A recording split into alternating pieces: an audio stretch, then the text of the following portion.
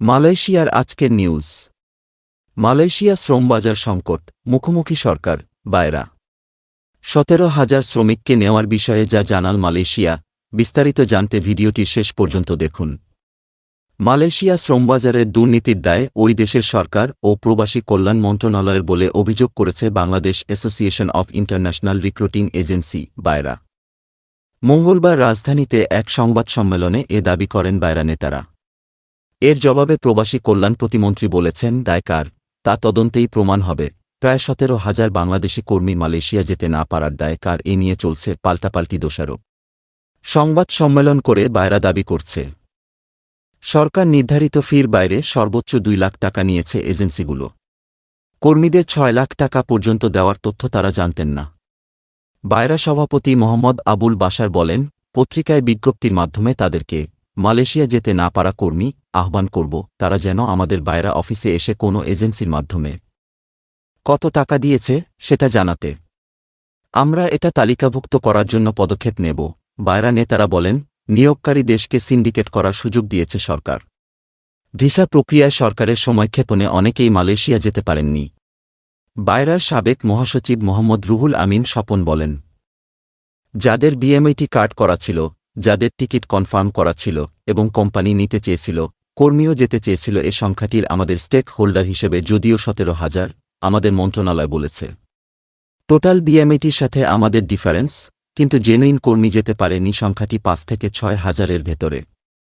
এদিকে জাতীয় প্রেস ক্লাবে এক অনুষ্ঠান শেষে এমন বক্তব্যের জবাবে প্রবাসী কল্যাণ প্রতিমন্ত্রী শফিকুর রহমান চৌধুরী জানান, তদন্তেই সব প্রমাণ হবে।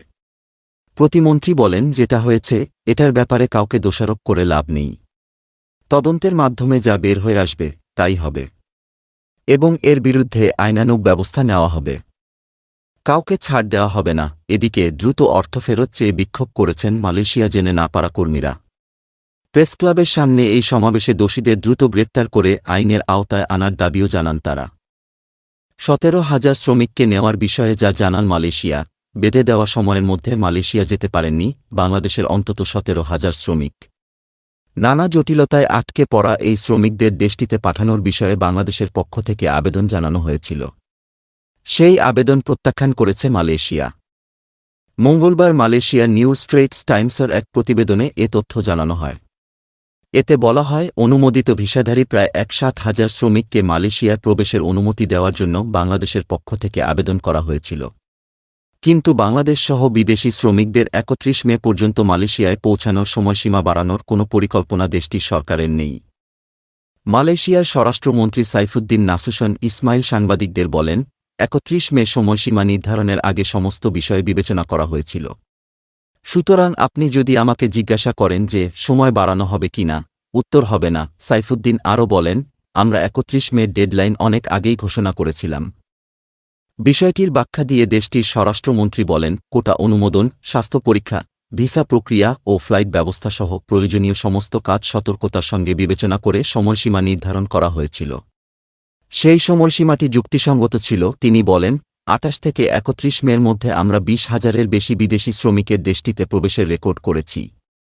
তাদের কেউ কেউ গত বছরের নভেম্বরের প্রথম দিকে ভিসা পেয়েছেন।